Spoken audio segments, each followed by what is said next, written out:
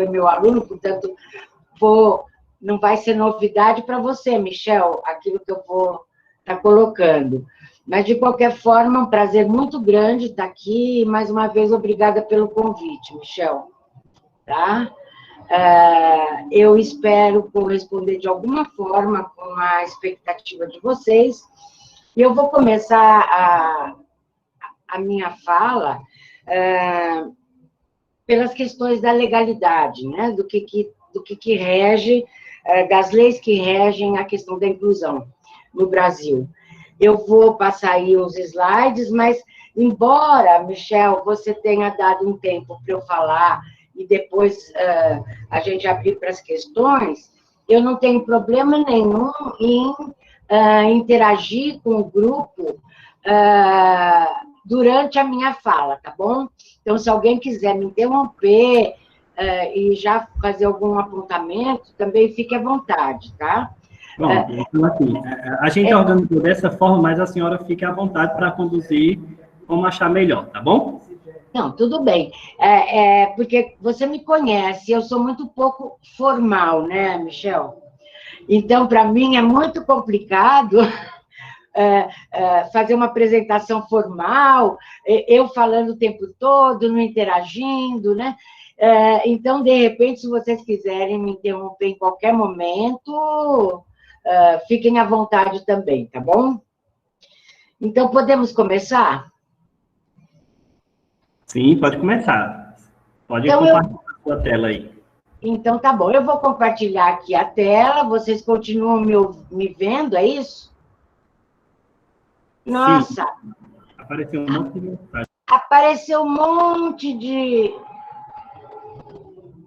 Nossa, apareceu um monte de gente aqui e não apareceram os meus slides. Espera aí.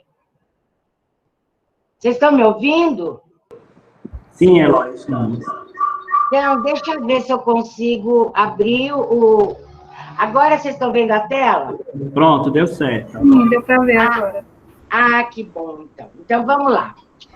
Vamos lá, eu vou abrir ela inteira para ficar mais visível, né? Então, a gente vai falar um pouquinho da questão da inclusão escolar, da legalidade à realidade. A gente sabe, e eu acho que vocês já têm isso, já tiveram, o Michel me disse que vocês já tiveram essa questão da legalidade, portanto, já tiveram contato com as leis que regem, né, o movimento de inclusão no Brasil.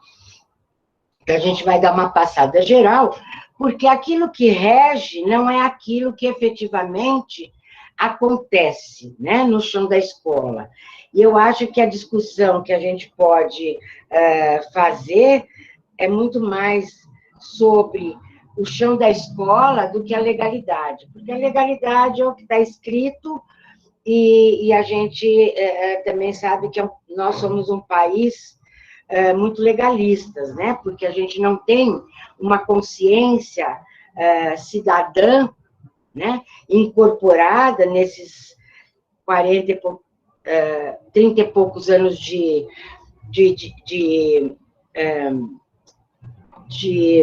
oh, meu Deus. Eu ia falar de ditadura, olha só como as palavras nos traem, né? Mas eu quero dizer desses anos todos de um país livre, né? Democrático, né? Eu ia falar ditatorial, mas democrático. Então, a gente, nesse caminho de construção da cidadania, a gente foi tendo ao nosso lado, né, a necessidade de uma ampla, né, conquista de direitos legais, especialmente para as pessoas e para as minorias do nosso país, né? E assim foi com as pessoas com deficiência. Aí tem sido, né, uma busca incessante de legalizar, né, quase que a existência das pessoas com deficiência no nosso meio social. A gente teve, durante muito tempo,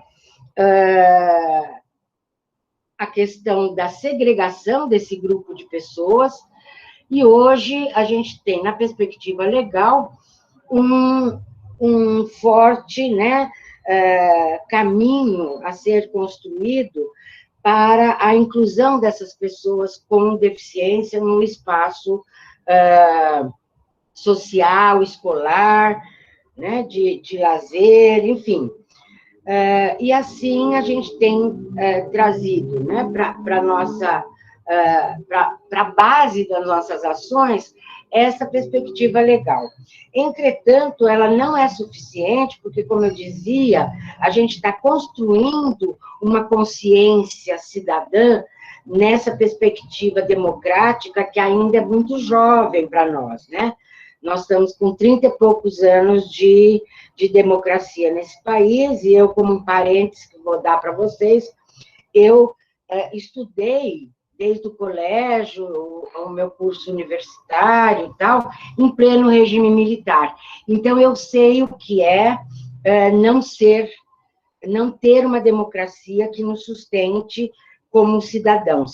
Então, o fato da gente ter uma democracia muito recente faz com que a gente tenha também uma legalidade, uma perspectiva legal muito densa, muito intensa, porque a gente não tem o sentido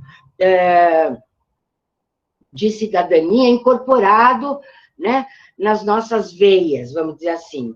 Então, tudo aquilo que a sociedade demanda, espera de uma sociedade democrática, ela tem que garantir legalmente isso, né? Entretanto, esta conquista dos direitos legais das pessoas com deficiência, por exemplo, não se traduziram ainda na plena inclusão das pessoas com deficiência no espaço educacional, no espaço escolar, né? Então, a partir dessa breve introdução, né, a gente vai mostrar para vocês algumas leis que se destacam, né, na nossa sociedade e que vieram a dar origem ao que a gente tem hoje de a educação especial na perspectiva da educação inclusiva, né, que é o documento que nos rege para a inclusão efetiva, pelo menos teoricamente falando, dos alunos com deficiência no espaço regular de ensino.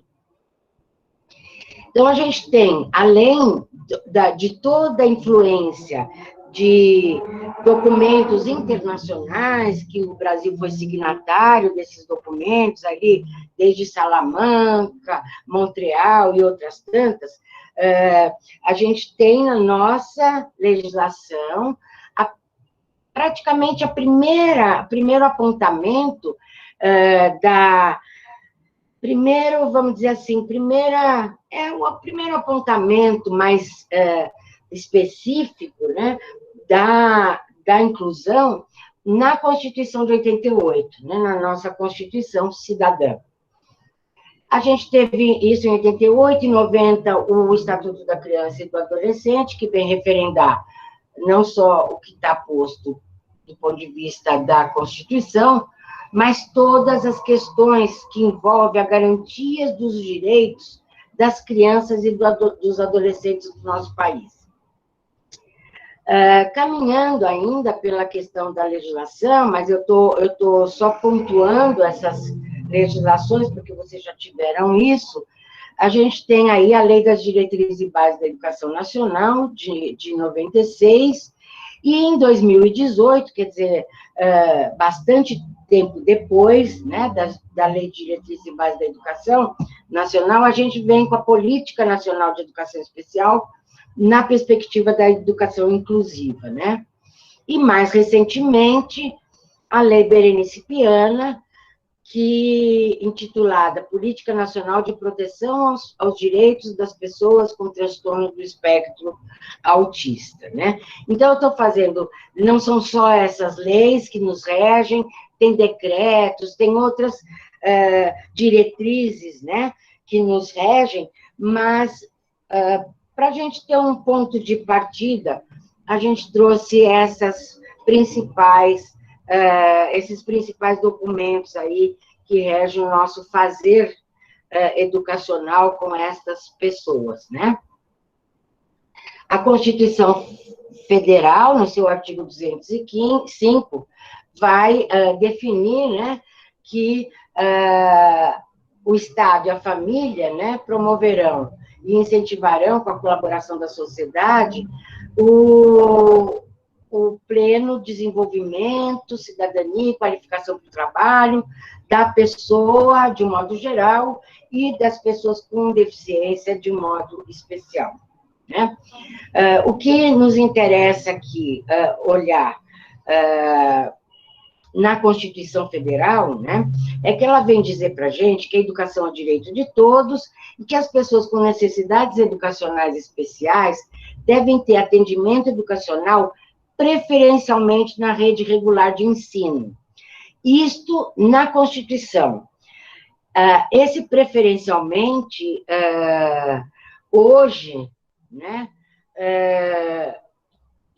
é quase que não preferencialmente só, mas deve ser efetivado no ensino regular de ensino.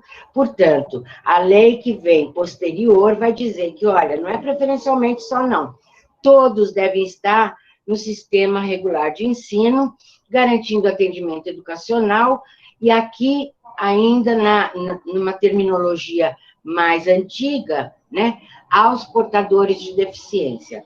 Hoje a gente não usa mais essa terminologia, portadores de deficiência, a gente utiliza pessoas com deficiência, alunos com deficiência. Por quê? Porque portador de deficiência ou portador de arma, né, dá a entender que portar uma deficiência, né, é como um porte de arma. Você pode deixar em casa e sair sem a arma. E as pessoas com deficiência não podem fazer este movimento de deixar sua deficiência em outro lugar que não seja com ele mesmo. Então, é pessoa com deficiência. E aí, quando a gente fala pessoa com deficiência, a gente está resgatando a condição de pessoa, né? E não da deficiência que ela tem. Então, é uma pessoa que, dentre outros atributos, apresenta uma deficiência em algum grau, em algum nível, em alguma dimensão. Então, feito esse comentário sobre essa terminologia que consta da Constituição Federal, a gente tem, né, um outro comentário que diz respeito a pessoas com necessidades educacionais especiais, né? E aí eu pergunto para vocês, e eu me pergunto sempre, né, quem em algum momento não teve necessidade educacional especial? E aí outra pergunta, será que toda pessoa com deficiência tem necessidade educacional especial? Será que toda pessoa que não tem deficiência, portanto, que tem uma condição de normalidade, né, nunca vai ter necessidade educacional especial? Então, fazendo essas questões, a gente pode pensar que falar em necessidades educacionais especiais é algo que a gente diz sem dizer muita coisa, né? É alguma coisa que não diz aquilo que deve ser dito sobre as pessoas com deficiência que estão no ambiente escolar. Ou seja, quais são as necessidades específicas das pessoas de um modo geral. Aquelas com e aquelas sem deficiência. Porque, de uma forma ou de outra, em algum momento a gente pode ter necessidades específicas, né, no nosso processo educacional. Ou porque ficamos doentes por um tempo, ou porque tivemos uma pandemia e as aulas foram dadas remotamente, e aí eu acho que, se a gente pensar na nossa situação atual, quantos milhões de alunos não terão necessidades educacionais especiais por não terem tido acesso ao ensino presencial, não tiveram acesso às formas tecnológicas de ensino, virtuais de ensino, e, portanto, ficaram para trás, né? Então, quando a gente diz necessidades educacionais especiais, a gente cai numa fala que não nos diz muita coisa. Então, feito esse registro em relação às necessidades educacionais especiais e a expressão portadores de deficiência, né, que não se usa mais, a gente vai caminhando, né, tentando entender que outros objetos legais vieram a meio que, vamos dizer assim, retomar isso que a gente está falando e mudando aí a forma de denominar essas pessoas, tá? Bom, aí a gente vai para a Política Nacional de Educação Especial na perspectiva da educação inclusiva, de 2008, que aí já é mais específica e já visa, né, assegurar a inclusão escolar de alunos com deficiência, e aí já traz alunos com deficiência, né, e não mais portadores de deficiência, assim como transtornos globais de desenvolvimento, altas habilidades, superdotação, que são o público, que representa o público-alvo da educação especial no Brasil, tá? Bom, a gente sabe que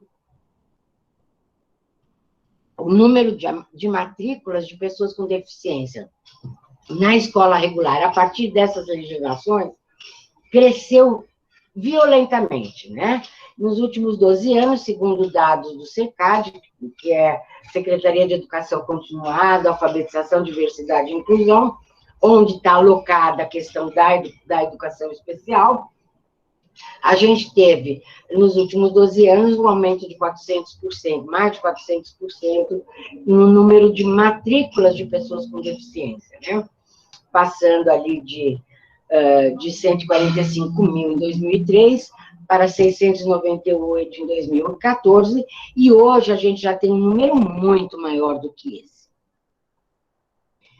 Bom, aí a gente entra aqui na legislação mais recente, né, que tem o título de Política Nacional de Proteção dos Direitos das Pessoas com Transtorno do Espectro Autista, e ela é denominada de Berenice Piano, porque essa senhora tem um filho autista, e ela que foi a pessoa que encabeçou, que capitaneou todos os recursos possíveis para que fosse implantada uma política que garantisse às pessoas com transtorno do espectro autista os mesmos direitos das pessoas com deficiência.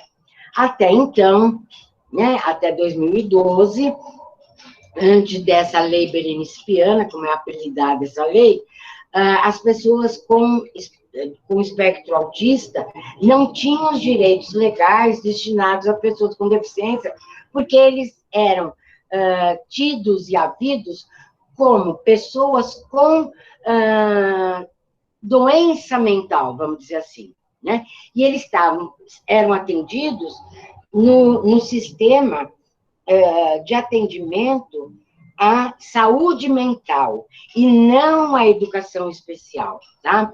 Hoje, a partir dessa legislação, as pessoas com autismo, que são cada vez mais numerosas na nossa sociedade, têm os mesmos direitos legais garantidos que as pessoas com deficiência. Então, eles ganharam retroativamente todos aqueles direitos anteriores que falavam que eram destinados às pessoas com deficiência, e eles passaram a fazer parte desse grupo.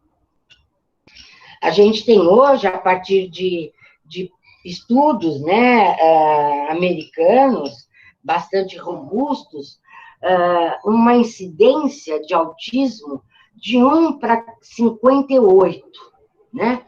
Um autista para cada 58 pessoas normais, né?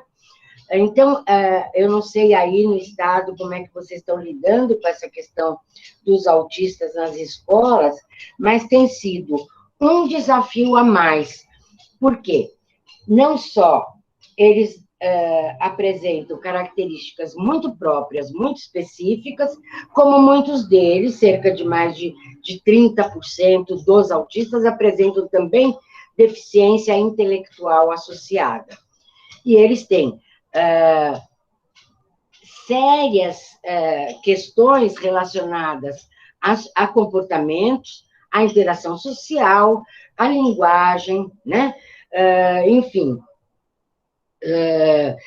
Então, a inclusão destes alunos no espaço regular de ensino tem sido um outro aspecto a ser considerado nas escolas, porque está impondo ao universo escolar, aos seus gestores, aos seus educadores, professores e tal, uma outra perspectiva de atendimento que as pessoas das escolas regulares não tinham essa experiência. Já estava bastante difícil a inclusão dos alunos com deficiências outras, né, física, sensorial, auditiva, visual, intelectual, múltipla, né? E aí vem para compor esse universo de pessoas com deficiência as pessoas com autismo em diferentes graus e condições de comprometimento. E aí, se já era difícil para o universo escolar e educacional dar conta de tantas deficiências, se somam a essas deficiências a questão do autismo, que demanda situações muito específicas de aprendizagem, porque eles têm comportamentos muito diferentes daqueles apresentados por outros alunos, por outras crianças com outras deficiências. Até aqui tudo bem, pessoal?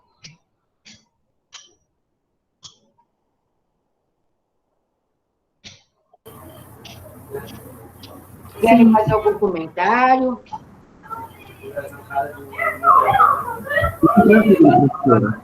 Como? Tá tudo tranquilo, pode continuar. Então, tá bom. Então, essa lei, né, que é a mais recente aí, que trata das questões dos transtornos do espectro autista, né, ela tem como objeto, né, instituir a política nacional para essa população e estabelecer diretrizes para que essa política se concretize, tá? Ela traz, né, isso eu já falei para vocês, os TEA eram tratados como um transtorno mental, prioritariamente atendidos na área da saúde mental. E hoje eles têm os mesmos direitos e garantias legais destinados a outras deficiências, tá? O foco nosso, então, vai ser o direito à educação, tá? Então, realmente, esse documento legal, que garante os direitos das pessoas com autismo, essa legislação traz todas as garantias legais destinadas às pessoas com autismo e que passam a ter, então, a condição de pessoas com deficiência, né? Tem um livro aqui que eu organizei com uma aluna minha, não sei se vocês, com a tela aí, se vocês veem o livro. Acho que não. Mas aqui a gente faz o comentário de todas as questões afeitas a essa legislação, né? E as garantias são múltiplas, né? Garantia de saúde, de assistência, de trabalho, lazer, tudo que vocês possam imaginar como garantia a esse grupo de pessoas com autismo, tá? Ou com TEA, que é o transtorno do espectro autista. Eu vou adiantando algumas coisas, né? Porque senão a gente não vai ter tempo de falar sobre tudo. Na realidade, um parágrafo bastante importante, né, dessa legislação aí que se refere aos transtornos do espectro autista, diz respeito à necessidade de apoio às atividades deles, apoio às atividades de comunicação, de interação social, de locomoção, alimentação e cuidados pessoais destinados a esta parcela da população no universo escolar. Entretanto, né, essa legislação vai garantir que eles tenham um acompanhante especializado no contexto escolar, desde que esta condição seja efetivamente necessária, ou seja, tem que ter um documento da escola que garanta que ele precisa, sim, de um acompanhante especializado. E, do ponto de vista legal, tudo bem, tudo muito bom, tudo muito bem. Do ponto de vista real, as escolas não têm propiciado esta condição para que eles tenham, no universo escolar, um acompanhante especializado que trabalhe essa questão da comunicação, da interação, do comportamento, porque, como eu disse para vocês, os TEA têm uma condição muito diferenciada das outras deficiências, tá? São muito específicas as suas condições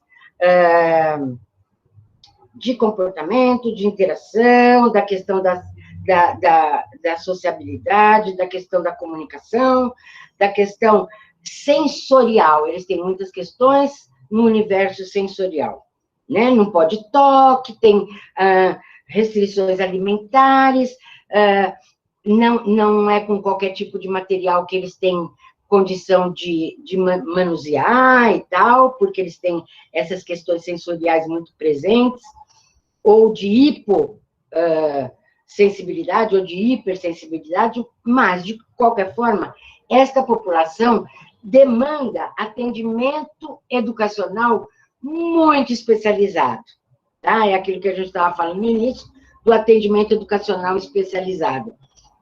Teria que ser muito especializado mesmo para dar conta dessa parcela da população, o que as escolas não estão garantindo ainda. Em relação, né, a uma nota técnica da Diretoria de Políticas de Educação Especial, né, ela não determina nenhuma técnica específica para você trabalhar com os autistas, né?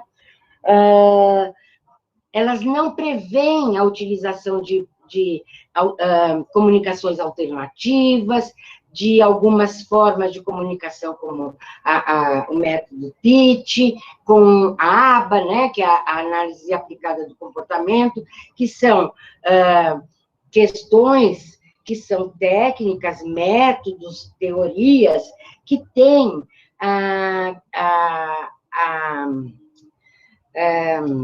como é que eu vou dizer? Que tem evidência científica de que funcionem para os autistas.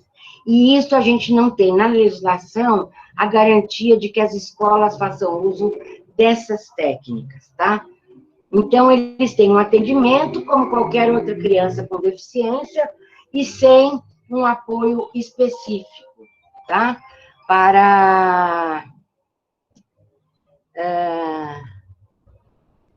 Pronto, desculpa. Sem um apoio específico para as condições específicas dessa condição deles, né? Então, por que eu estou trazendo aqui a questão dos autistas, dos TEA, para falar da inclusão?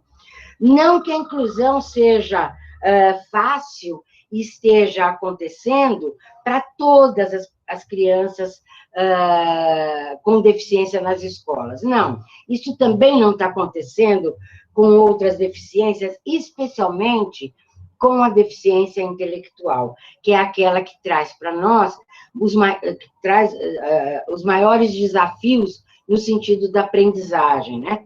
Porque a gente não tem, como tem na educação sensorial, quer para a deficiência auditiva, ou quer para a deficiência visual, um instrumental próprio, né? Para nos auxiliar na aprendizagem, no processo de desenvolvimento e aprendizagem dessa população. Com as crianças com deficiência intelectual, a gente não tem esse instrumental próprio, né? E a condição de déficit intelectual impacta diretamente, né, no processo de aprendizagem dos alunos que estão inseridos em classes muito numerosas, com professores não especializados, com professores sem nenhum conhecimento específico para trabalhar com essas crianças, e estão ali com seus 30, 35 alunos, sendo 2 deles ou 3 com alguma deficiência. Então, a gente tem, e a gente vai falar um pouquinho sobre essa questão da formação dos professores, que é a gente considera um dos entraves, né, da inclusão. É lógico que a gente tem perspectivas de inclusão, mas me parece que as perspectivas de inclusão se dão muito mais no plano da legalidade do que no plano da realidade. Acho que no plano da realidade, a gente fica com os desafios, né, da inclusão, que é o título da nossa fala de hoje, né? Perspectivas e desafios, né? Então, vamos lá. Nessa legislação como um todo, a gente tem aí a garantia de ter acompanhante especializado para criança incluída, né, como a gente já viu. A gente não pode cobrar matrículas suplementares para esses alunos, a gente não pode, escola nenhuma, seja pública ou privada, pode cobrar qualquer tipo de custo, né, de valor para os pais, para que essas pessoas sejam atendidas por um acompanhante especializado. Nem na privada, nem na escola privada. E isto não tem acontecido no universo real. Há muitas escolas aqui em São Paulo, os pais pagam um acompanhante que eles escolhem, esse acompanhante passa a trabalhar com este aluno no universo escolar, quer dizer, é um acompanhante contratado por pais trabalhando no âmbito da escola, quer dizer, ele não é funcionário da escola, ele é contratado pelos pais, e aí a gente entra aí numa questão que até uma questão trabalhista, inclusive, né? E a gente pode discutir depois essas questões. Então, a gente não tem, pela legislação vigente, possibilidade alguma de recusar matrícula de quem quer que seja na escola, alegando a questão da deficiência. Isso pode dar desde multa até prisão para os seus gestores, tá? Portanto, é considerado crime a recusa de matrícula por essa lei que teve uma nova redação na LBI, tá? Bom, em casos específicos, coletivos ou individuais, as escolas e as famílias vão ter que se munir ou de um Ministério Público, de uma Defensoria Pública para atender essa demanda de recusa de matrícula, ou um advogado particular, mas, de qualquer forma, é caso de polícia, tá? Cá entre nós. É considerado crime a recusa de matrícula. Portanto, a legislação que está lá na nossa Constituição Federal, que diz preferencialmente em escolas regulares, com essa legislação que a gente está vendo agora, é efetivamente nas escolas regulares. Está claro para vocês? Bom, a despeito da gente ter um vasto aparato legal no Brasil, e o Brasil é tido como um dos países com uma legislação mais avançada e mais robusta em termos de inclusão, a gente tem, ao mesmo tempo, uma distância muito grande entre aquilo que é garantido na legislação e aquilo que é avaliado e, em termos de pesquisas de campo, vistos como ações efetivas de inclusão no cotidiano escolar, tá? Então, a gente tem uma legalidade muito competente e uma realidade muito incompetente ainda. Por que será que isso acontece, né? Por que será que acontece quando a gente tem aí conquistas legais muito robustas, um discurso muito competente hoje ainda, especialmente hoje, né, de respeito à diversidade humana, né? Quando a gente tem tantos conhecimentos sobre crianças com TEA, com deficiência, e quais as possibilidades de aprendizagem dessas pessoas, né? Quando a gente tem hoje, na presença, né, dos nossos discursos, a palavra inclusão como uma palavra de ordem, né? E eu fico me perguntando, né, que respeito à diversidade é esse, né, que é tão cantado em verso e prosa, que a gente está vendo cada vez mais a sociedade se dividir em bem e mal, pró e contra, negro e branco, rico e pobre, quando a gente está vendo cada vez mais as pessoas se distanciarem por aquilo que elas aparentam ser, e não pela sua condição de ser pessoa, né? E eu acho que esta é uma grande questão quando a gente tenta discutir a inclusão na sua efetivação. Ou seja, quando a gente pensa a inclusão a partir daquilo que está sendo realizado, né, nas escolas, nos parques, nos locais públicos, né? Porque enquanto a gente fala de um discurso de inclusão, a gente necessariamente está admitindo a existência da exclusão, né? Eu só falo em inclusão quando eu sei que a exclusão está presente. Eu só falo em negro quando eu sei que, embora seja a maioria no Brasil, existe o contraponto do branco e condições muito diferentes de uma população para outra população, independente da população negra ser em maior número.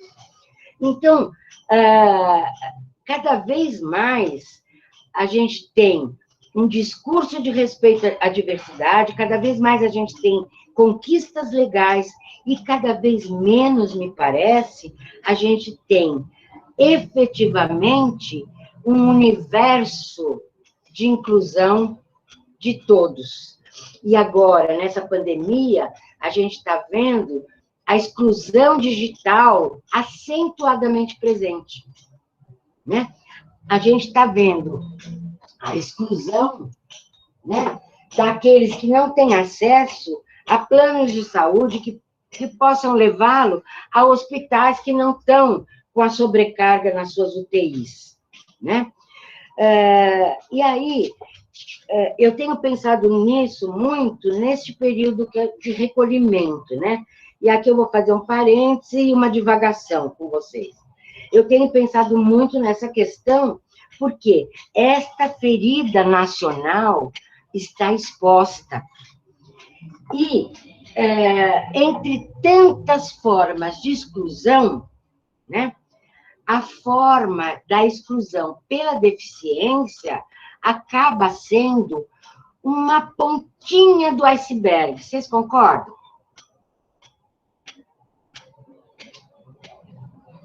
A gente tem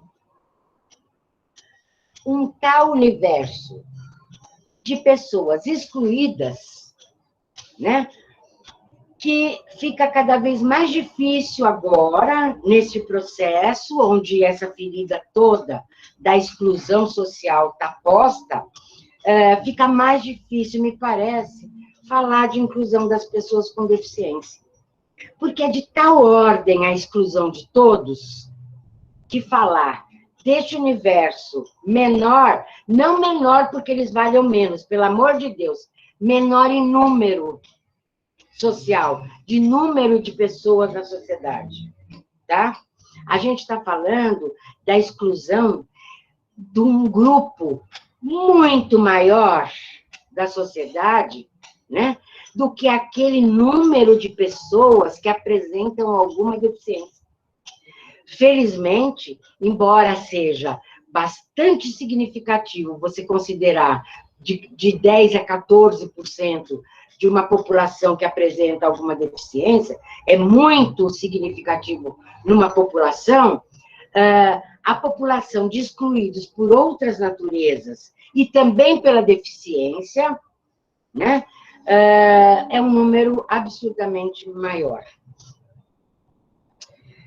Então, eu deixo com vocês essa pulga atrás da orelha para a gente discutir na hora que abrir aí para a nossa conversa. Mas eu tenho me perguntado muito qual é o sentido da inclusão no momento da pandemia, né?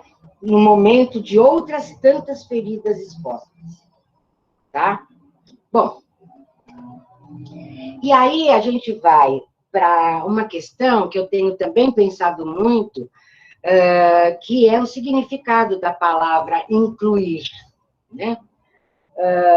Incluir, contraponto de excluir, né?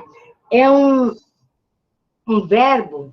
Professora Heloísa, deixa eu dar uma respiração aí, deixa eu fazer um... Claro, claro, como é seu nome? É professora Ana Cláudia, o Michael vai me matar, mas deixa eu deixar a senhora respirar um pouquinho. Eu acho ótimo, pode falar. Eu sou licenciada em matemática, sou engenheira civil. Apesar de ter investido na minha formação, eu cheguei a fazer o doutorado em educação, com foco em educação matemática. Eu não me sinto preparada de receber esses alunos. Quando a senhora falou aí que... por isso que eu abri o áudio, né? Sim. A organização me perdoe. É assim, no sentido de que nós somos um país de legislação tão ampla na inclusão, mas efetivamente ainda ganhamos quase 3 décadas aí para poder nos ajustar, né? E não nos ajustamos ainda. Mas pensar do ponto de vista do professor. Deixa eu expor para a senhora a minha parte, né? Uhum. Eu tenho 2 sobrinhos autistas. São 2 irmãos, um de 5 e um de 9. E o acompanhamento é muito difícil, né? Os pais descobrirem que eram autistas, né? E, enfim, ter que tirar de uma escola e colocar noutra, porque não se sentiu prestigiado, né? Valorizado com o filho lá. Tinham dinheiro para colocar na melhor escola, mas a melhor escola não se viu, não era a melhor escola para eles. Eu sou professora, recebi aluno esse ano, no ensino superior, um aluno cego para ensinar estatística. E já soube que já vai, no próximo semestre, já entra outro aluno cego. E eu lhe digo que eu não, apesar de ler muito, eu sou uma pessoa muito interessada, produzir material para poder trabalhar com esse aluno cego, ele é muito esforçado. É uma pessoa que viaja de um município para o outro, todo dia para assistir aula. Eu já aceitei que ele levasse a esposa, porque ele perdeu o ônibus no primeiro dia de aula. Por uma questão do motorista não ter esse olhar, né? O carro de 2 minutos, deixar um aluno cego, né? E é quase 1 hora de viagem para o município dele. Aí eu lhe digo que nós não recebemos formação para isso, porque também não existe uma formação para isso. Me perdoe, professora, mas assim, se a gente pensar em termos de Brasil, nós temos muito avanço na educação. Temos muitas teses maravilhosas. E eu fui professora de TCC de uma turma de especialização à distância. Eu fui professora de TCC de uma turma de AEE. Aí, como é que isso acontece com a professora de matemática, como você? Acontece que a gente não tem pessoas tão especializadas nessa área, a gente tem que pegar os melhores que são de outras áreas para poder dar conta, né? E eu lhe digo que, apesar de ler tanto, apesar de ter tido muitas oportunidades, eu não me sinto à vontade de dizer, eu fiz um bom trabalho, eu estou fazendo um bom trabalho com esse aluno. Não estou. Não estou, porque o que ele está aprendendo, de verdade, não coloca ele no mercado de trabalho em pé de igualdade com os outros. Que inclusão é essa que não dá esse pé de igualdade? Aí vem a pandemia. Aí a gente descobre que não é só em sala de aula que a gente não tem essa inclusão. Uhum. É na saúde, é nos templos religiosos, é em todos os lugares. O que a gente precisa é formação.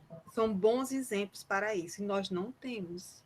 Nós não temos uma literatura vasta para ler. Material para aluno cego do ensino superior eu já procurei, não temos. E isso, professora, a lei já chegou, porque é mais fácil fazer uma lei do que receber. Sem dúvida. Aí eu lhe digo assim, quando a gente descobre que a inclusão em outras áreas também, pelo menos a lei já chegou. E vamos ver se a gente consegue, né, as boas vontades para poder não só aplicar a lei, mas também vivenciar, porque a lei não é só uma imposição. A lei é uma necessidade de convivência. Se a gente pensar em termos de legislação, a gente está sofrendo. A gente tem que entender que precisamos abraçar esses alunos nas suas N necessidades e se dispor a estudar para poder passar alguma formação para eles. Porque, em termos de formação de professor, carecemos muito. Muito, né? Eu ando muito, sabe, pelo Brasil, em formação, em congresso. O Michael sabe que eu sou muito curiosa, sou muito atrevida. Vou para lugares que não sou chamada, porque eu me sinto curiosa, me sinto desejosa de uma educação melhor. Mas lhe digo, professora, não é culpa do professor. Não, não é mesmo. O professor, e é isso que a gente vai discutir agora, né? Quando a gente tentar entender o que significa incluir, né? O verbo, a gente vai entender que o professor que não tem a formação, porque foi tirado, né, da nossa legislação a formação em habilitações específicas para as diferentes deficiências. Nós não temos mais hoje esta formação para professores, né? E o professor tem sido tão excluído quanto os seus próprios alunos que apresentam deficiências. Porque os professores estão apresentando também as suas dificuldades de lidar com essa população, porque não lhe foi dado formação adequada. Então, por exemplo, você, no ensino superior, dando uma disciplina de estatística para alunos cegos, né, sem nenhum preparo, como é que faz? Né? Será que precisa ficar tudo nas costas do professor? Será que não tem uma gestão, né, que dê conta de orientar os professores que estão com esses alunos, de e, ter uma ainda lhe digo uma coisa, quando eu decidi que perguntei se ele queria trazer a esposa dele para assistir aula, que eu não tenho problema nenhum, já tive aluno com dislexia, escrevendo TCC, eu trago a esposa. Ele, professora, é de verdade? Traga a esposa. Uhum. Aí ele trouxe a esposa, foi como ele passou pela terceira vez que ele estava fazendo TCC. Aluno com dislexia. Aí, quando eu disse que a solução tinha sido ele trazer a esposa para assistir aula, a pessoa lá da acessibilidade perguntou se eu não estava tirando o direito dele de convivência com os colegas, se eu não estaria prejudicando ele. Aí eu fico me perguntando, eu pensei nele, na segurança dele de se locomover no campus. Eu não acho que seria nenhuma invasão, mas como eu não tenho formação, isso foi uma agressão para a coordenação de acessibilidade. Eu disse que ele trouxesse a esposa, e a esposa está assistindo todas as aulas com ele, e resolveu não só o meu problema, mas de todas as disciplinas que ele faz no primeiro semestre. Aí a gente pensar assim, o que as pessoas pensam, né, de inclusão, que você vai falar agora, que é muito importante eu assistir, eu só vou poder ficar esses 10 minutinhos, que eu tenho uma reunião agora. Mas eu, de verdade, estou gostando muito do seu comentário. Eu vou parar de falar para escutar agora aí o que é incluir, né? No seu ponto de vista técnico. Não, obrigada pela sua colocação. Acho que sempre trazer uma questão, um dado de realidade vivido, faz com que a gente possa pensar, não só teoricamente, mas praticamente, como é que se dá esse processo de inclusão. né? Você foi buscar os recursos que você disponibilizava, ou seja, traz sua esposa para te ajudar, né?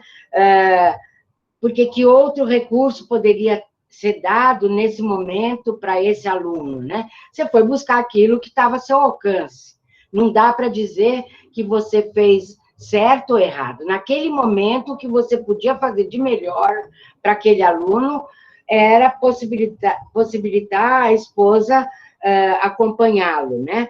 E não acho necessariamente que ele possa ficar deslocado dos demais colegas pela presença da esposa.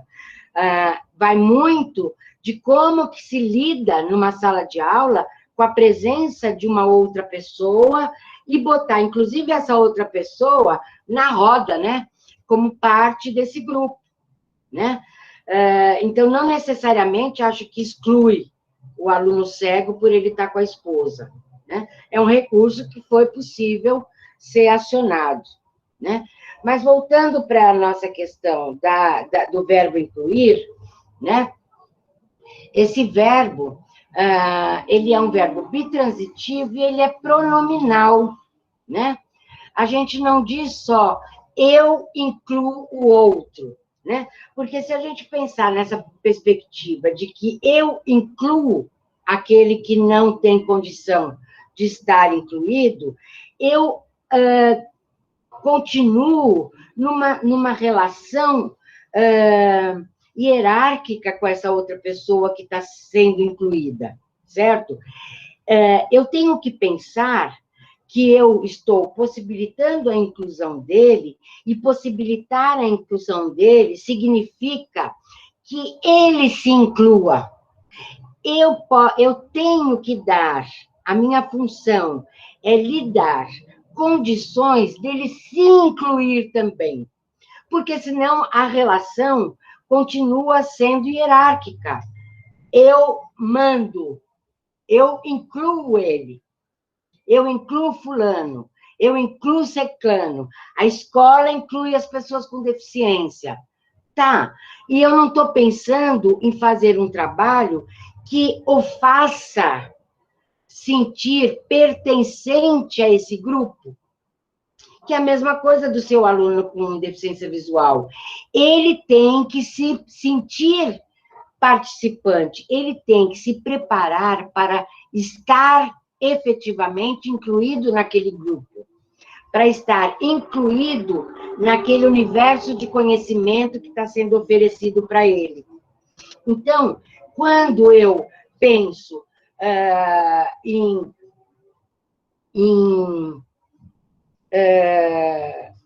no verbo incluir, eu tenho que pensar no nosso movimento de incluir o outro, né? Mas na perspectiva de preparar o outro para se incluir, para se sentir incluído, para ter condições de estar naquele grupo, para se sentir pertencente, para ter o sentimento de pertencimento, né?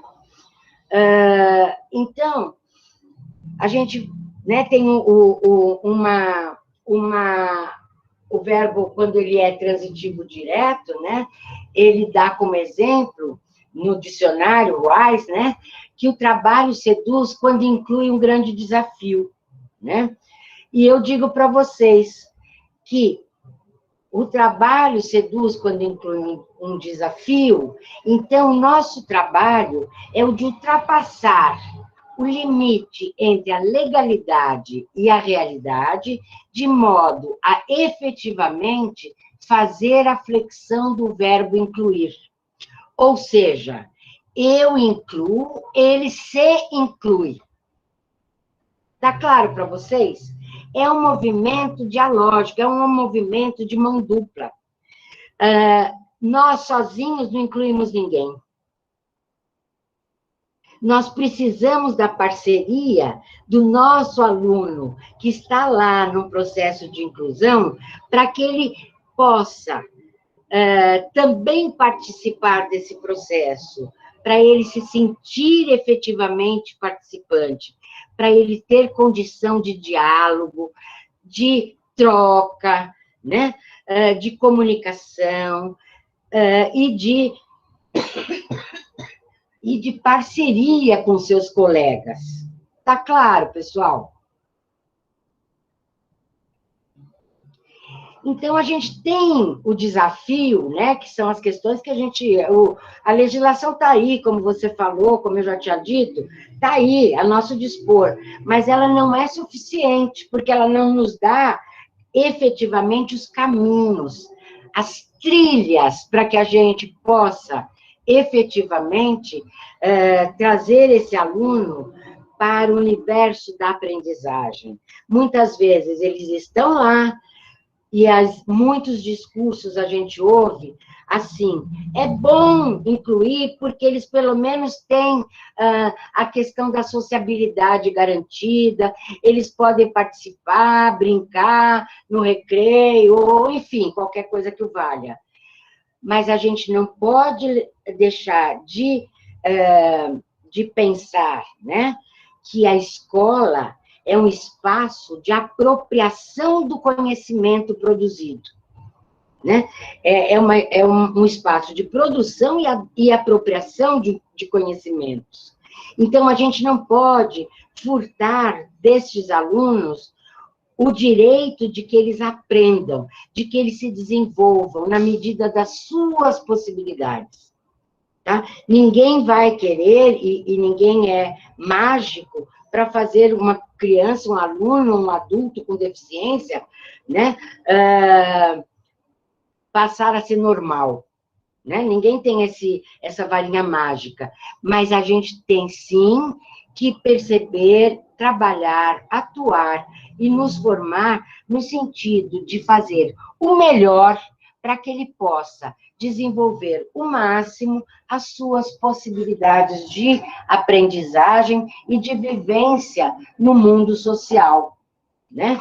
Com as demandas que esse mundo exige de todos, né? Guardadas as proporções devidas, né? Desse alunado. Tá claro? Então, a inclusão na perspectiva real, né, ela traz uma série de barreiras para a gente, né? Na realidade, a gente enfrenta muitas barreiras que são incompatíveis com tudo isso que a gente está falando.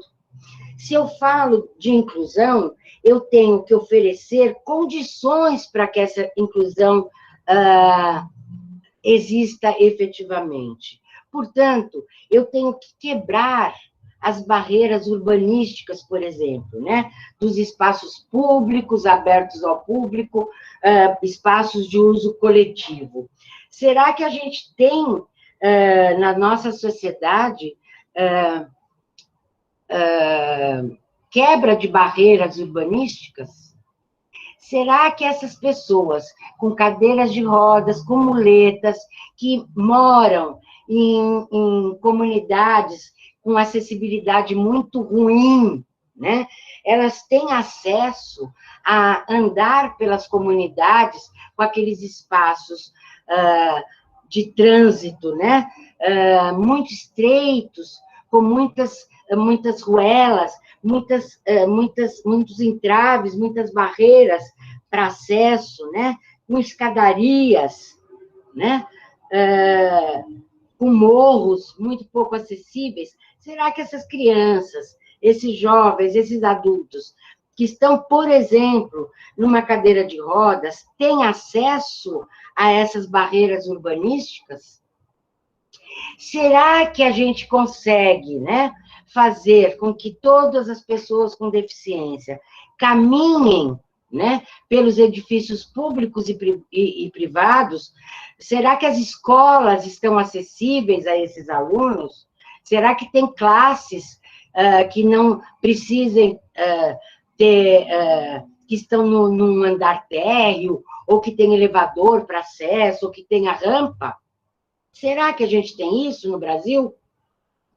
Será que a gente tem transportes, meios de transporte acessíveis para esta parcela da população? Será que a gente tem comunicação né, efetiva com esse segmento da população?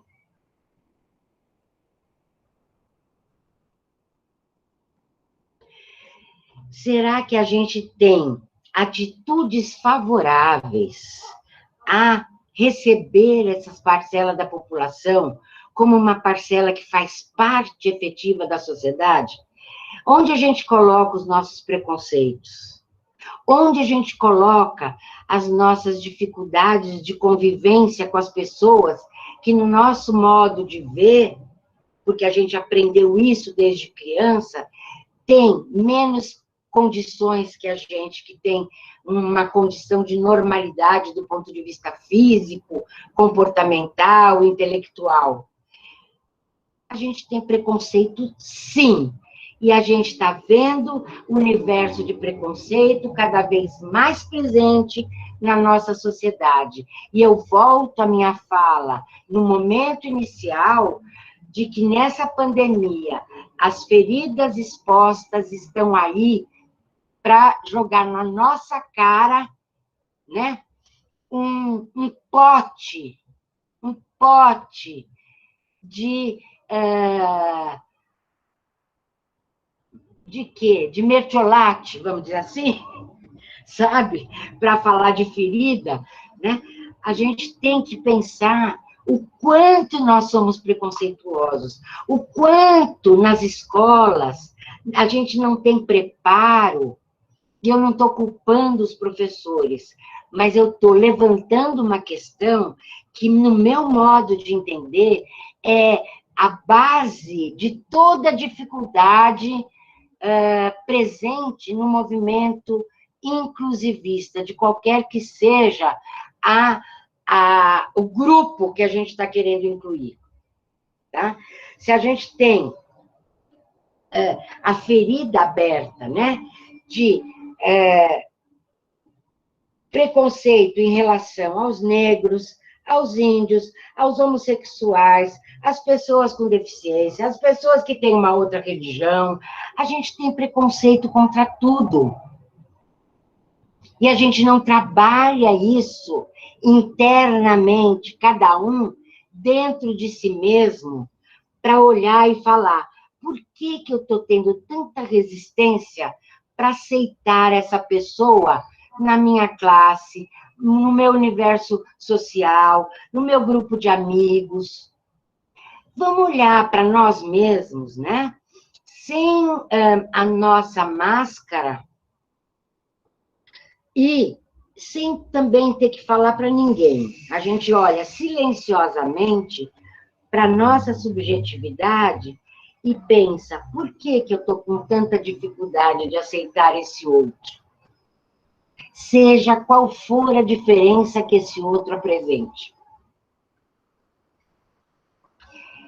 Me parece que as questões urbanísticas, arquitetônicas, de transporte, de comunicação, elas são derivadas de atitudes sociais que não olham para este outro ser, que tem barreiras urbanísticas, barreiras arquitetônicas, barreiras de transporte, barreiras de comunicação, tá?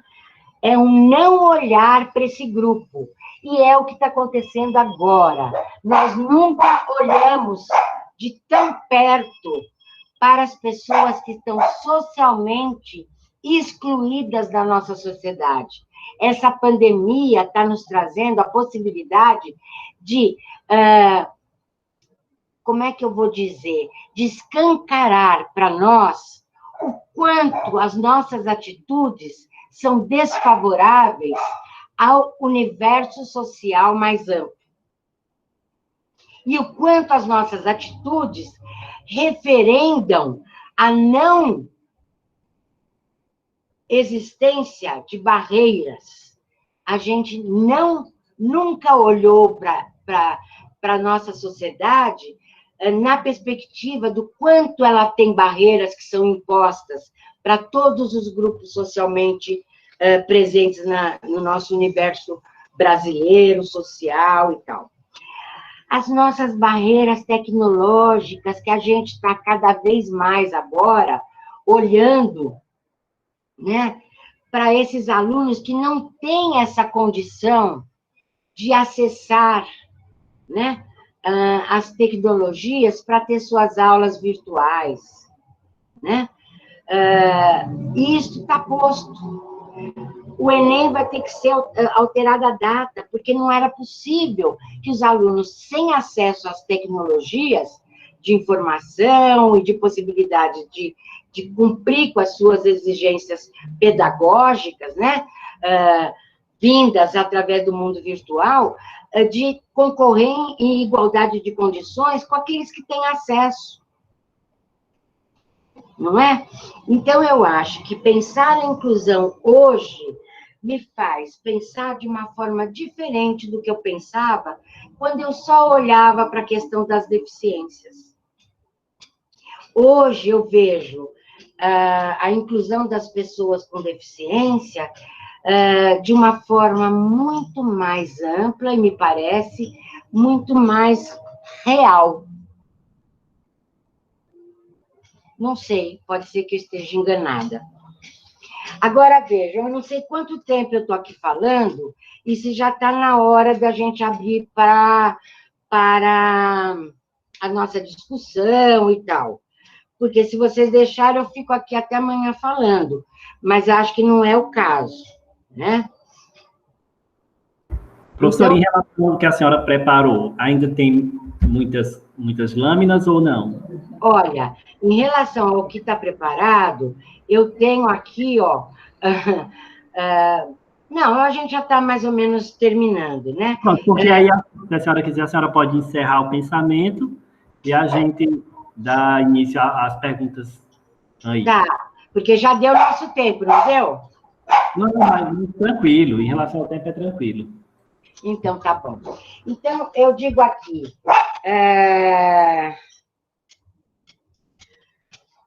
Um minutinho só. Pode pedir para ele entrar e olhar o filme, tá bom? Desculpa, gente, é que chegou uma pessoa aí para olhar o meu filtro de água. Desculpa. Então, para a gente mais ou menos fechar e poder pensar junto, discutir, eu digo que para que a legalidade possa se transformar em realidade, me parece que as primeiras ações devem ser priorizadas, né? Dentre as quais eu destaco a quebra de barreiras arquitetônicas, atitudinais e tecnológicas e de comunicação, tá? Mas especialmente a quebra de barreiras atitudinais, porque são elas, no meu modo de entender, o entrave maior para que as outras barreiras sejam quebradas. E eu brinco sempre, né? Talvez o Michel lembre dessa minha brincadeira em aula, que para quebrar qualquer barreira arquitetônica, basta uma boa marreta, né? Eu vou lá e quebro o meio-fio e faço uma rampa. Mas para quebrar a barreira atitudinal, a gente demanda uma mudança na ordem social. A gente demanda uma mudança na nossa intersubjetividade individual e na subjetividade coletiva, tá? E a gente tem aqui algumas charges que brinca aí com a questão da acessibilidade, né, arquitetônica, né, que são as dificuldades presentes que a gente tem no universo educacional e tal, né? E aí, nas questões do preconceito, né? O Zeca, o que é preconceito? Não sei, deve ser doença de adulto. E realmente não deixa de ser uma doença do adulto que impõe às crianças o preconceito que elas nasceram sem ter, né? E a gente forma a nossa sociedade a partir das discriminações, dos preconceitos, dos estigmas e dos estereótipos. Tá claro? E assim vai, né? Estão vendo?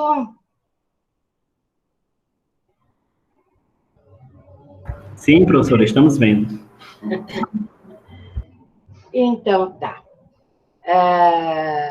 o desconhecimento sobre a condição de deficiência ou TEA, seus limites e possibilidades, somado a aspectos subjetivos ligados ao preconceito, tem sido responsável pela exclusão de inúmeros educandos da situação de aprendizagem escolar. Muitas vezes eles estão na escola, mas eles não estão aprendendo na escola, né? Assim, no caminho entre o ideal de escola e a escola real, em termos de inclusão, encontramos inúmeros atalhos que somente uma apurada reflexão, seguida de ações consistentes em direção ao ideário de igualdade, poderão torná-la possível. E assim a gente encerra esta apresentação mais formal e passamos agora à conversa nossa, tá bom? Pronto, professora. O professor Francisco José, ele vai fazer uma pergunta, ele é um dos líderes do nosso grupo de pesquisa. Só que antes da pergunta do Francisco, né, tem um comentário do Marconi, que ele é aluno do nosso curso de especialização em docência do ensino superior. E ele diz que a primeira dificuldade de uma mãe é fazer com que as pessoas elas reconheçam o autismo como uma diferença. Não é verdade? Sem dúvida. Tem essa questão também, né? Eu acho que até o próprio diagnóstico de autismo tem sido bastante discutido. Por quê? Porque é um diagnóstico que não é muito fácil de ser realizado, né? O autismo concorre com outras condições que, às vezes, se apresentam, né? De diferenças muito próprias, né? E os autistas, vamos dizer, de alto funcionamento ou de bom funcionamento, são muitas vezes confundidos, né, com superdotação, que também existe, né? Não vamos negar a existência dos superdotados, até como sujeito da educação especial. Mas os pais têm dificuldades, muitas vezes, sim, de aceitar o diagnóstico de autismo, de buscar um diagnóstico. Eu acho que também tem poucos espaços que fazem diagnósticos com competência, né, para orientar as famílias e tal. Então, tem uma série de problemas em relação aos autistas, que são uma geração agora cada vez maior, né, fazem parte de uma geração cada vez mais presente nas nossas escolas, e que, pelas suas características muito próprias, são muitas vezes confundidos com outras condições, com outras patologias, e me parece que tem sido um outro grande desafio da inclusão a presença dos autistas nas escolas, e um outro desafio, fazer com que as famílias entendam as condições e as questões que envolvem o filho com autismo, né? Mas a gente pode discutir mais sobre isso aí ao longo da nossa conversa, tá?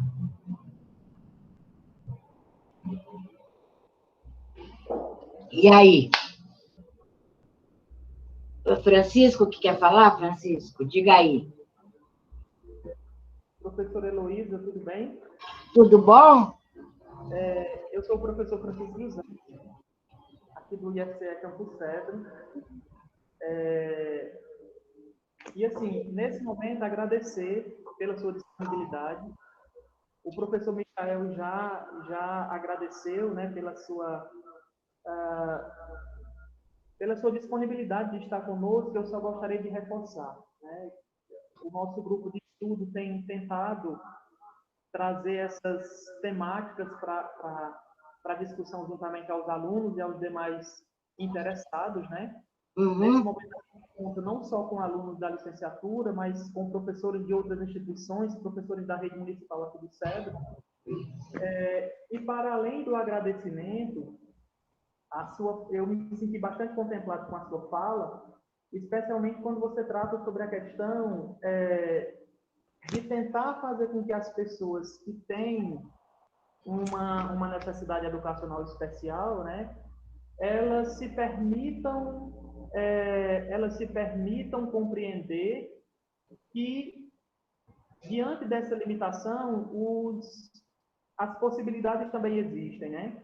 Uhum. E aí, como pessoa que tem uma limitação física, eu tenho uma limitação física no membro inferior esquerdo, que é uma sequela de poliomielite, e eu confesso para você e para os demais que estão nessa sala nesse momento, que determinadas coisas vividas, seja na escola, seja na vida social, você não consegue se libertar.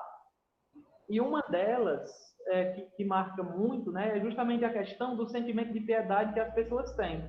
Uhum. Eu residi durante muito tempo na zona rural, aqui no interior do Ceará, e me é muito recorrente, né, as lembranças, quando naquele período, o que as pessoas sempre colocavam, né? É sempre aquele sentimento de dó, de piedade, colocando sempre o sujeito como coitado, enfim, né?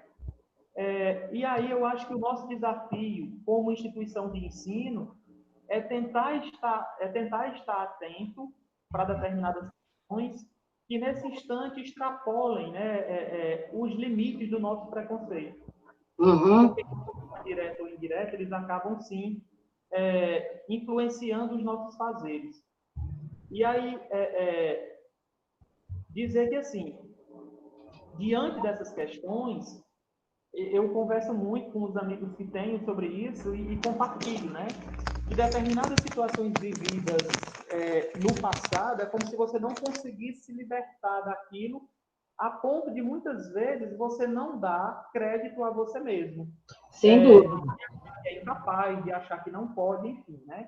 Talvez você escutou tanto isso e acaba interiorizando a ponto de você não se dar a permissão de achar que pode, de achar que tem condição de fazer a diferença em uma determinada área ou situação, né? Então, assim, muito obrigado pela sua fala. Como o Michael falou, esse é o nosso quinto webinário, e todos eles trouxeram um enfoque muito positivo no que diz respeito à formação de professores. E aí, aproveitar esse momento, né, e de repente perguntar para vocês se há alguma sugestão no sentido de, para além daquilo que trabalhamos no curso de formação de professores, no que diz respeito à educação inclusiva, que, querendo ou não, é um percentual muito pequeno da carga horária, né? Se não me falha a memória, são 2 disciplinas. Uma disciplina de 40 horas, que é a educação inclusiva, ainda mais optativa, e temos também a disciplina de Libras, né? Uhum.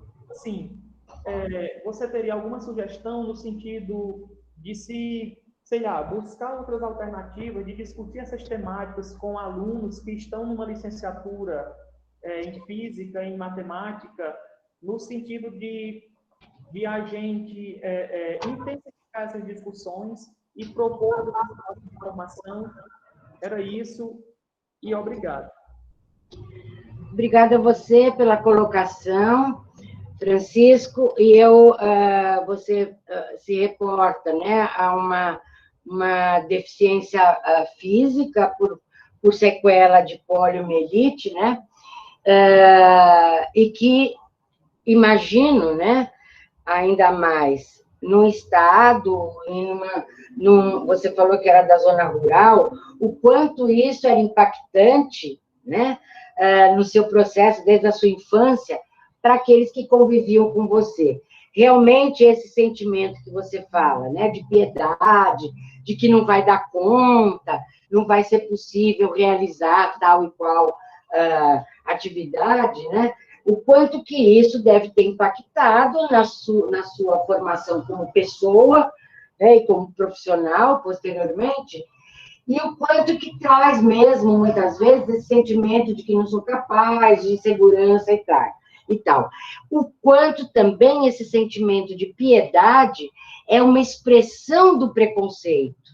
Ou seja, se a gente entender preconceito como um pré-conceito, como um conceito ainda não formulado, as pessoas têm tiveram ou continuam tendo em relação às pessoas com algum tipo de deficiência, o sentimento de piedade, porque não conhecem, não têm o conhecimento daquela pessoa em carne e osso, do que ela é capaz, como ela pode viver com as suas limitações e com as suas possibilidades, não é? Então, você traz uma temática, né? Super delicada e super... Por que delicada? Porque é profunda, porque demanda um pensamento e uma reflexão muito, muito fina, vamos dizer assim, né? É o fio da navalha. E aí, quando você fala como é que a gente pode formar os nossos educadores, né? Na perspectiva da educação inclusiva, como é que os educadores podem ser trabalhados, me parece, né, que os alunos de vocês, como eu acredito, todos os nossos alunos, os meus alunos, né, e é o que eu tenho feito, é trabalhar, primeiramente, neste fio da navalha. O que significa o outro que tem alguma deficiência, algum déficit na sua função motora, física, sensorial, intelectual, o que esse sujeito representa para nós? O que esse sujeito impacta em nós? Qual é o nosso sentimento em relação a essa pessoa? Tá? Eu acho que este é o pano de fundo, né? Que é trabalhar com as questões atitudinais dos alunos, da sociedade como um todo, das famílias, né? É trabalhar esta questão, porque me parece que essa questão é uma questão de fundo, de base. E, normalmente, a gente põe essa questão que nos afeta debaixo do tapete e fala de inclusão sem se colocar neste movimento. Para eu poder falar de inclusão e efetivar qualquer movimento inclusivista, eu tenho que entender qual é o impacto que esse outro causa em mim. E, para isso, eu tenho que olhar para mim. Não adianta eu olhar para os livros, não adianta eu ler a legislação inteira, não adianta eu assistir a aula só teórica. Eu tenho que vivenciar qual é o sentimento que esse outro que tem deficiência repercute em mim, que sou o canal de possibilidade de efetivar uma inclusão.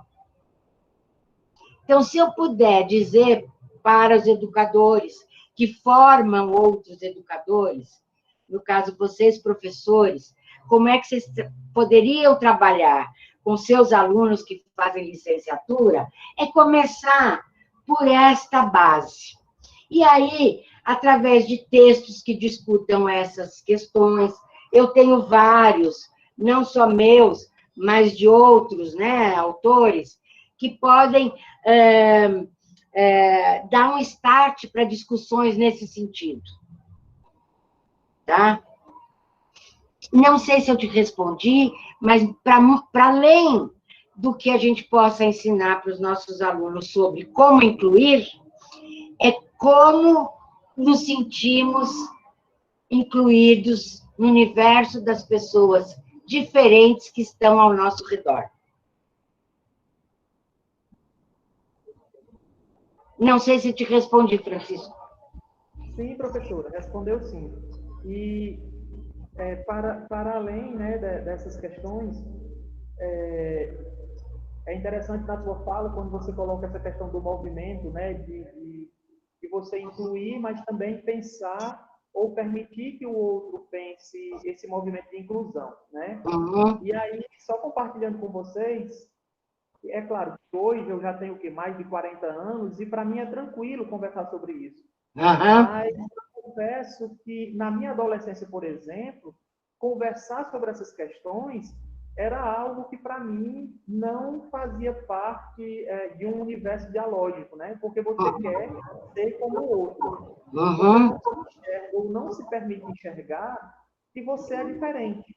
Uhum. Então, entender essa diferença talvez seja um dos grandes desafios que temos, porque a gente precisa desses espaços que nos permitam se perceber, né? E eu acredito que se perceber, se compreender dentro dessa perspectiva da diferença não é um exercício fácil, principalmente por conta da sua falta de maturidade como adolescente, por exemplo, né? Com certeza. Sim. Por que eu estou compartilhando isso? Porque hoje eu me sinto muito mais tranquilo, né, para falar sobre, mas em um determinado momento da minha vida, isso era um desafio. Não dava para você conversar sobre isso porque você não se aceitava, né? Uhum. Especialmente porque, vindo de onde eu vim, em uma realidade praticamente agrícola, e você já percebia desde cedo quem era que servia. As pessoas que eram fisicamente normais e que davam para trabalhar, lá na agricultura, que era o ramo de atividade do meu pai, do meu avô, do meu familiar. Então, você já se sentia numa situação de não necessário, de não importante naquele contexto. Né? Mas, assim, isso é uma situação resolvida. Eu só estou socializando porque, de repente, pode ajudar a outros colegas professores a discutir sobre essa questão. Porque, de fato, é carrega.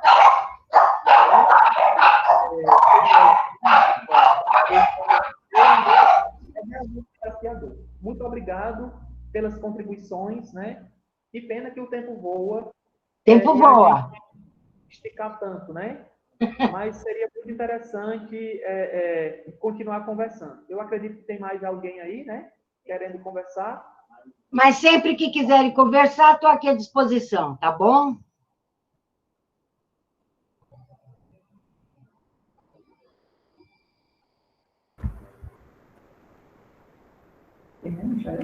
Mariluna. A Mariluna disse que ia fazer uma pergunta. Pode ativar o seu microfone. Boa tarde. Boa tarde, Mari. É Mari? Mariana. Mariana, mas não está aparecendo seu rostinho. Tem que ligar a câmera. Era só um questionamento assim, que você falou sobre o autismo. Eu estou estudando de letras, mas minha mãe já é professora. E ela, com 20 anos já de carreira, ela teve o primeiro contato com um aluno autista. E sofreu uma dificuldade muito grande por ser ensino em escola pública. Fizeram a matrícula dele, tudo ok, mas não foi avisado a ela, não passaram para ela essa informação. E quando ela foi em busca de ajuda, busca de procurar um auxílio, porque sim, precisa de um auxílio na sala de aula, não teve um aparato da escola, da instituição, do município, do estado, porque foi no estado, para que ela tivesse esse auxílio. Então, assim, eu vi ela com 20 anos de profissão, nunca vi minha mãe assim, tão assim, perdida, com a dificuldade de trabalhar por não ter um auxílio, uma participação.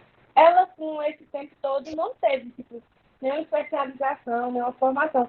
Depois desse primeiro caso, foi que ela procurou. Então, assim, quando você falou que é muito importante também a instituição, o Estado, o município, oferecer, eu acho, né, ao meu ver, assim, estou iniciando isso, oferecer estimular o professor a procurar se aprofundar nesse assunto, porque acaba que, não tendo essa preparação, acaba também que os alunos que possuem essa deficiência evitem de buscar o conhecimento. E era só isso, meu questionamento. Muito obrigada. Obrigada a você pela participação. Mariana, é o seguinte, realmente, cada vez mais a gente tem recebido, né, solicitação para a formação de professores sobre o autismo. Eu imagino o quanto foi difícil para sua mãe, depois de 20 anos de atividade profissional, com uma vasta experiência no ensino, se deparar com esse desafio de agregar no seu grupo uma criança, um aluno com autismo, que tem características muito específicas, como eu falei, que tem comportamentos muito atípicos, né? E o professor fica à mercê mesmo, né? Fica desprotegido, porque não tem essa formação. Acredito, sim, que todos os municípios devessem oferecer formação para os seus professores. Um minutinho só. Desculpa, gente, por favor. Estampanados. Tá, vai trocar?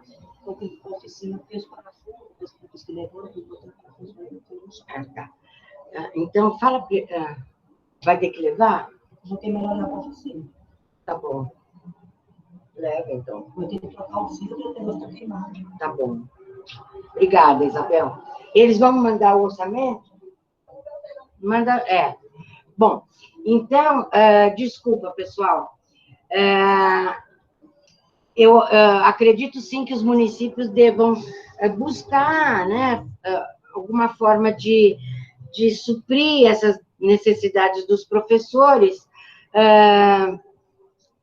para que eles possam atender da melhor forma possível essa população que está chegando cada vez mais nas escolas, que são os autistas, né? A gente tem, e eu posso deixar com o Michel, a gente tem uns livros sobre essa temática que foram organizados por nós no nosso programa de pós-graduação, e eles são de um download gratuito pela editora. A gente cedeu os direitos dos livros e eu posso passar esse material para o Michel e ele passar para vocês, tá? É só baixar no computador, tal, vocês terão acesso a esse material. E buscar, né, cada um a seu modo, buscar uma formação aí, às vezes até solitária, né, um caminho solitário de formação, porque eu sei que os municípios muitas vezes não têm condição de dar essa formação para os seus professores, né? Mas é a nossa realidade brasileira, vocês não são os únicos, eu acho que o Brasil inteiro, os municípios como um todo, todos os municípios têm passado por essas dificuldades, têm tentado vencer esses desafios de, depois de uma larga experiência, se deparar com uma criança que você fala, o que eu faço agora? Não sei o que eu faço com essa criança. Tá bom? Vamos lá. E aí, Michel? Tem mais pergunta, colocação? Estou aqui à disposição de vocês.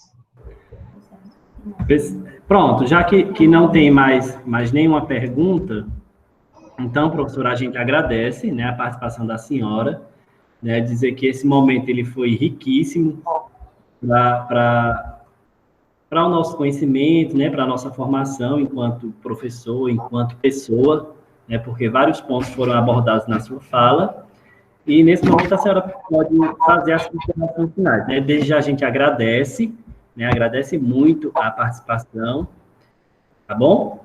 E a senhora pode encerrar fazendo as considerações finais. Tá bom, Michel, mais uma vez eu agradeço pela oportunidade, foi um prazer estar aqui com vocês. É lógico que um momento desse, além de ser muito prazeroso, né, fica também um sentimento de não de dever cumprido, porque são tantas coisas para serem ditas que a gente dá uma pincelada no geral, né? Porque a gente não tem tempo suficiente para aprofundar aspectos e tal.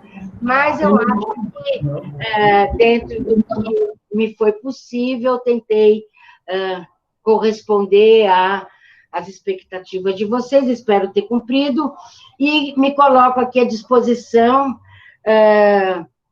de vocês para outras oportunidades, e aí a gente vai continuar se falando, não vamos nos perder por mais tanto tempo, né, Michel? A gente agora tem os e-mails, e eu vou te passar, então, esse link dos livros, tá? Que você pode disponibilizar aí para o pessoal, tá bom? Tá ótimo, tá bom. Agradeço muito vocês de estarem aqui nessa tarde me ouvindo, tá bom? Obrigada mesmo, Michel, pelo convite. A gente é que agradece, Eloy. Foi excelente aí a participação. Muito obrigado, tá bom? Obrigada a você. Um beijo para cada um.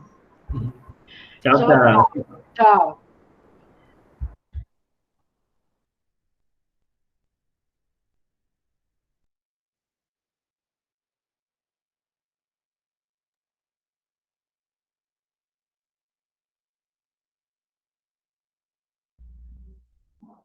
Pessoal, não esqueçam de deixar o nome de vocês aí para a frequência e para a emissão do certificado.